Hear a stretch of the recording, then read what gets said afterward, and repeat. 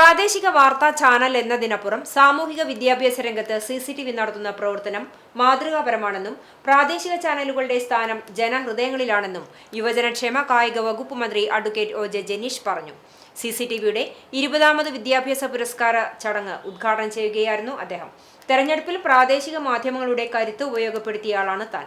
ജനഹൃദയങ്ങളിലുള്ള സ്വാധീനമാണ് പ്രാദേശിക ചാനലുകളുടെ കരുത്ത്. നാടിന്റെ ഓരോ സ്പന്ദനങ്ങളും ആദ്യം ജനങ്ങളിൽ എത്തിക്കുന്നത് പ്രാദേശിക ചാനലുകളാണ്.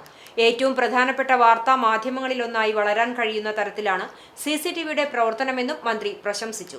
പരീക്ഷകളിലെ മാർക്ക് മാത്രമല്ല വിദ്യാർത്ഥികളുടെ മികവ്.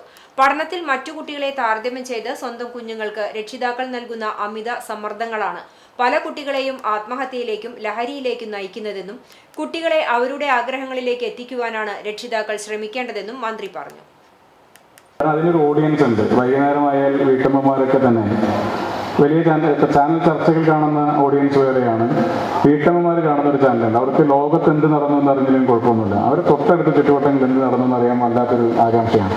അപ്പോൾ ഞാൻ ഈ തെരഞ്ഞെടുപ്പിൻ്റെ സമയത്ത് 2-3 ഘട്ടത്തിൽ പ്രചരണമൊക്കെ എങ്ങനെ പോകണം തീരുമാനിച്ച സമയത്ത് ഞാൻ ഒരു കാര്യം തീരുമാനമെടുത്തു.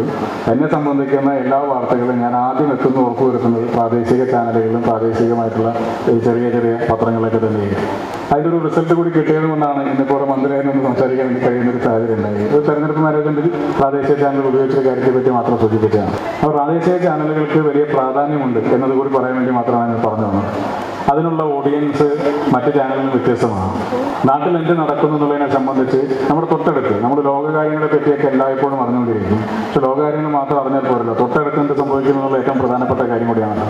അത് പലപ്പോഴും മെയിൻ സ്ട്രീം ചാനലുകളിൽ കാണാൻ സാധിക്കുന്നില്ല. കാരണം അത് വലിയ ക്യാൻവാസിലുള്ള മാധ്യമ പ്രവർത്തനം കൂടിയാണ്.